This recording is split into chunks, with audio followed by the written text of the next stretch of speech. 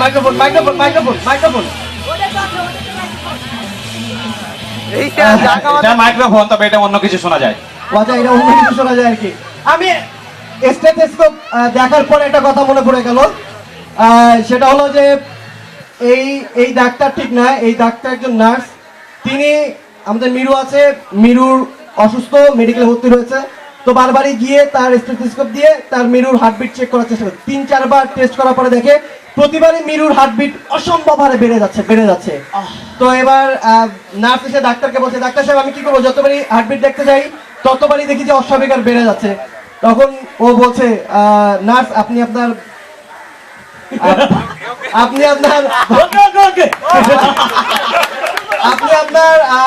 ব্লাউজের বোতামটা লাগিয়ে তারপরে স্টেথোস্কোপ দিয়ে মাপতে যাচ্ছেন। এটা সত্য ঘটনা। ওকে, আপনার নাম কি ভাই? আমি মোহাম্মদ হাসানুল বান্না লিখন। কোনটা থেকে আসছেন? আমি ভাই চাঁপাইনবাবগঞ্জ বাড়ি। হালকা দাস, একবারে চাঁপাইনবাবগঞ্জ। আচ্ছা, আপনি একটু বলেন যে সাইফুল সাইকেল নিয়ে সাহেব বাজার সিগারেট কিনতে গেছে, একটু বলেন। সাইফুল সাইকেল নিয়ে সাহেব বাজার সিগারেট কিনতে গেছে। হয়নি? সাইফুল সাইকেল নিয়ে সাহেব বাজার সিগারেট কিনতে গেছে। সাইফুল সাইকেল নিয়ে সাহেব বাজার সিগারেট কিনতে গেছে। ওকে, ঠিক আছে। আপনি লেখাপড়া কোথায় করেন? আমি আপাতত লেখাপড়া করি না, আমি একটা বিজনেস করি, লেখাপড়া শেষ করে দিয়েছি। ওকে, ঠিক আছে। আমাদের লিখনের জন্য জোরে একটা হাততালি হবে। তো কি খবর, সবার শরীর স্বাস্থ্য সব ঠিকঠাক আছে তো?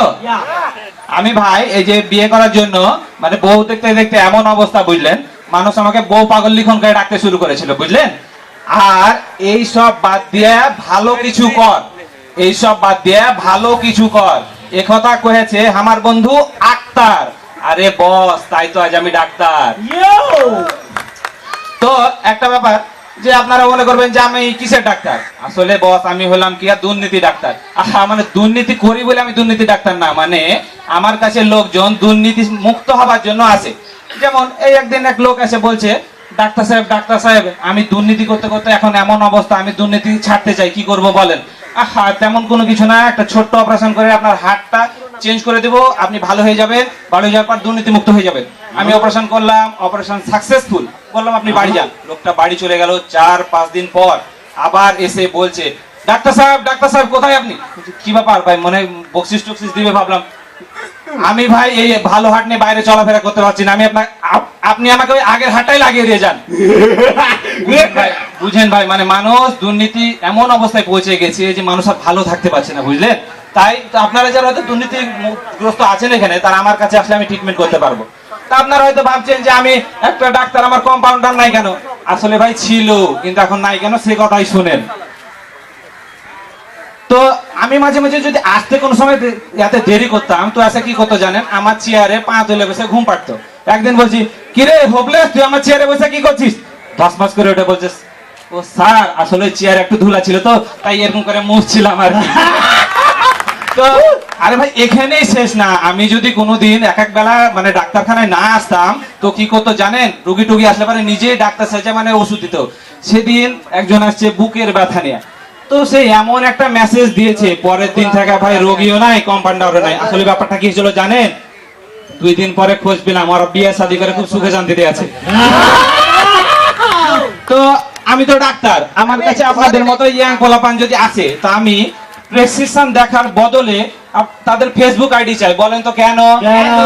কারণ এখন সবাই ডাক্তারের কাছে আসার আগেই ফেসবুকে স্ট্যাটাস দিয়ে আছে, বস ফিলিং মাথা ব্যথা, ফিলিং পেট ব্যথা, ফিলিং অমুক জায়গায় ব্যথা ইত্যাদি। তাই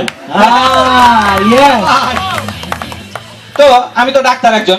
তো সেদিন একজন রোগী আসে আমাকে বলছে, ডাক্তার সাহেব আমার তো দাঁতে প্রচন্ড ব্যথা, কি করি বলেন তো? চিন্তা নাই, আপনার দাঁতটা তুলে যাবে, আপনি যে পাশের বেডে যে শুয়ে পড়েন। শুয়ে গেল যায়, আমি একটু ব্যস্ত ছিলাম তাই আমার নার্সকে বললাম, নার্স একটু যায় ওই যে ওনার নড়ার দাঁতটা উঠিয়ে দেন। তো কিছুক্ষণ পর রুগীটা বের হচ্ছে, বের হতে বলছে, হাই ডাক্তার এ কি করলো আমার আপনার নার্স, এ কথা বলে এক দৌড়। আমি বললাম, কি ব্যাপার ম্যাডাম, আপনি কি এমন অপারেশন করলেন যে লোকটা দৌড়ে দিল? স্যার আপনি তো বলেছেন যেটা বেশি লড়ে সেটাই তুলে দেন, যেটা বেশি লড়ছে আমি সেটাই তুলে দিয়েছি। এই সেদিন আমার মিরু ভাই আমার কাছে এসে বলছে, ডাক্তার সাহেব এই যে এটা হচ্ছে পেশেন্ট, তো পেশেন্টের সারা দিন পেট শুধু গড়গড় করে, আর পিছন দেয় এত বিশ্রী গ্যাস বের হয় যা মানুষের জন্য সহ্য করতে পারে না। আর এই যে একটা নলটা দেখছেন, নলটা দিয়ে কি যেন তরল আর পিছলে একটা জিনিস বের হয়। এমনি আপনি বলেন কি? আমি মানুষের ডাক্তার, মোটরসাইকেল ছাড়াই না, যান নিয়ে যান। তো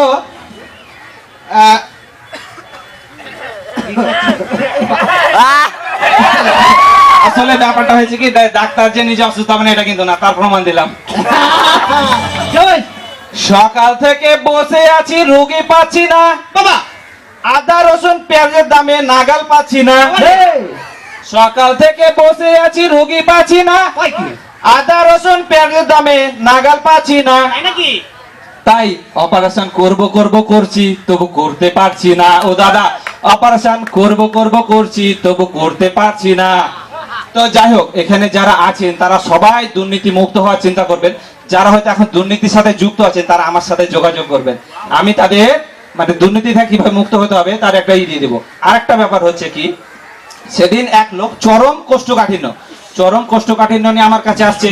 আমার কাছে এসে বলছে, ডাক্তার সাহেব আমি এই চরম কোষ্ঠকাঠিন্য মুক্তি পাবো কিভাবে? আমি বললাম কি, আপনি আপনার ফোনে রাজশাহী কমেডি ক্লাবের একটা ভিডিও নিয়ে টয়লেটে যান।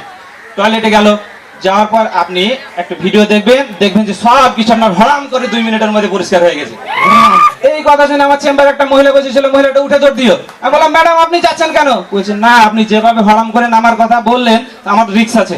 মানে আমি 6 মাসের প্রেগনেন্ট। তো ধন্যবাদ, আজকের মতো আসতেছি, ভালো থাকবেন সবাই।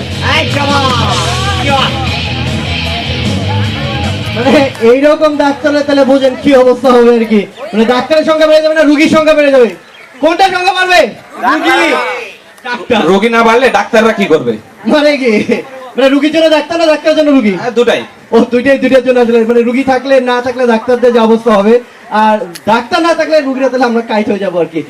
অনেক অনেক ধন্যবাদ লিখনকে, লিখনের জন্য জোরে একটা হাতে যাবে।